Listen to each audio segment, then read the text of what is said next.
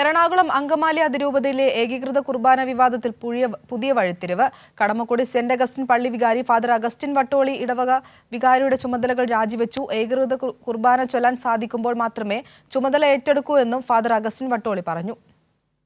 എറണാകുളം അങ്കമാലി അതിരൂപതയിലെ പള്ളികളിൽ ഞായറാഴ്ചയും സഭയിലെ വിശേഷപ്പെട്ട ദിവസങ്ങളിലും ഒരു ഏകീകൃത കുർബാനയെന്നാണ് സീറോ മലബാർ സിനഡിന്റെ നിർദ്ദേശം.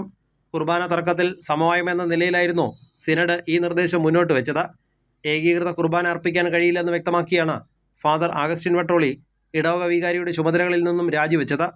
ഇന്ന് രാവിലെ 6:45 നടന്ന കുർബാന മധ്യയായിരുന്നു പ്രഖ്യാപനം. ജനാഭിമുഖ കുർബാന പൂർണ്ണാവകാശമായി എന്ന് ചൊല്ലാൻ സാധിക്കുന്നുവോ അന്നേ ചുമതല ഏറ്റെടുക്കൂ എന്നും ഫാദർ അഗസ്റ്റിൻ വട്ടോളി പറഞ്ഞു. കുർബാനയുടെ പേരിൽ പള്ളിയിൽ സംഘർഷമുണ്ടാക്കാൻ താല്പര്യമില്ലെന്നും അതിനാലാണ് ചുമതല ഒഴിയുന്നത് എന്നും അഗസ്റ്റിൻ വട്ടോളി. അപ്പോൾ ഞാൻ പെട്ടെന്ന് ഒരു തീരുമാനം എടുക്കാൻ കാരണം ഞാൻ ഈ സമവായം ഉണ്ടായി കഴിഞ്ഞപ്പോൾ തന്നെ ഞാൻ തീരുമാനിച്ചിരുന്നു എന്തായാലും ഞാൻ ഈ കുർബാന ചൊല്ലില്ല. പക്ഷേ അതിൻ്റെ പേരിൽ ഇടവകയിൽ ഒരു ഭിന്നിപ്പുണ്ടാവാൻ ഞാൻ സമ്മതിക്കില്ല. ജനാഭിമുഖ കുർബാന ഒരു ലിറ്റർജിക്കൽ വേരിയൻ്റായി അതാണ് എറണാകുളം രൂപത ഇപ്പം മുന്നോട്ട് വയ്ക്കുന്ന ആവശ്യം.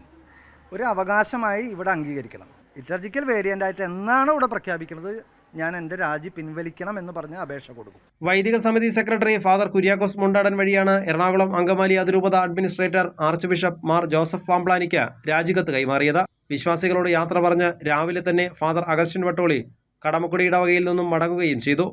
കൈരളി ന്യൂസ്, കൊച്ചി.